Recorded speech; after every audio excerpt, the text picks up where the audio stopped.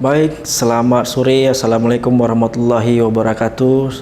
Kembali lagi saya Windri Taufik Rahmat, asisten perencanaan proses pengolahan kelapa sawit dan pembelian TBS bagian operasional pengolahan PT Perkebunan Nusantara 3 operasional Medan, yang sedang mengikuti Plantation Leadership Development Program tingkat ketiga di LPP Agro Nusantara.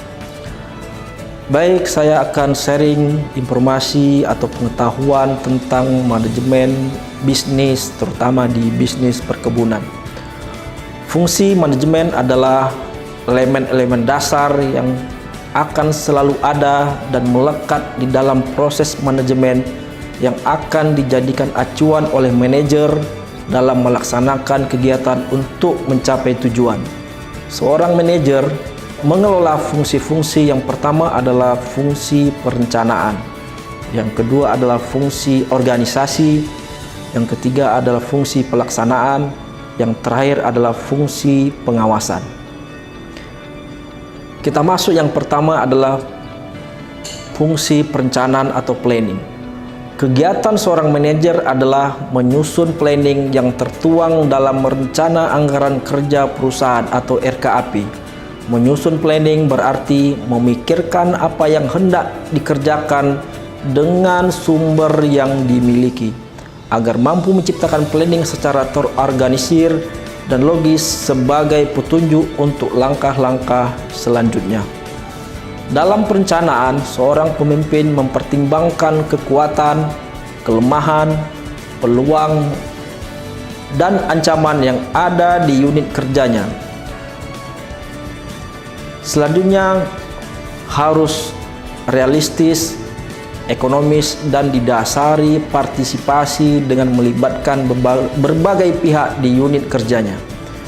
Yang kedua adalah organizing atau pengorganisasian. Pengorganisasian bertujuan untuk membagi suatu kegiatan besar menjadi aktivitas yang lebih kecil dan lebih detail. Selain itu, membuat lebih mudah manajer dalam melakukan pengawasan dan menentukan orang yang dibutuhkan untuk melakukan tugas-tugas yang telah dibagi tersebut. Yang ketiga adalah proses pelaksanaan, yakni suatu langkah-langkah untuk mengusahakan semua anggota dari semua kalangan berupaya untuk meraih target sesuai dengan penyusunan rencana anggaran yang telah ditetapkan. Jadi, actuating artinya adalah menggerakkan orang-orang supaya mau bekerja dengan sendirinya atau penuh kesadaran secara gotong royong untuk meraih tujuan yang diinginkan secara efektif. Dalam hal ini, yang dibutuhkan yaitu sikap kepemimpinan atau leadership dari seorang manajer unit. Yang terakhir adalah pengawasan atau controlling. Controlling, pengendalian atau pengawasan dan evaluasi dalam manajemen sering disebut sebagai fungsi dasar terakhir dari manajemen.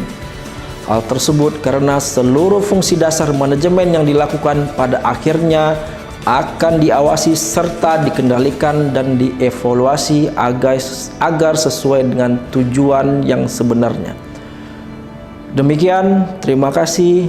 Assalamualaikum warahmatullahi wabarakatuh.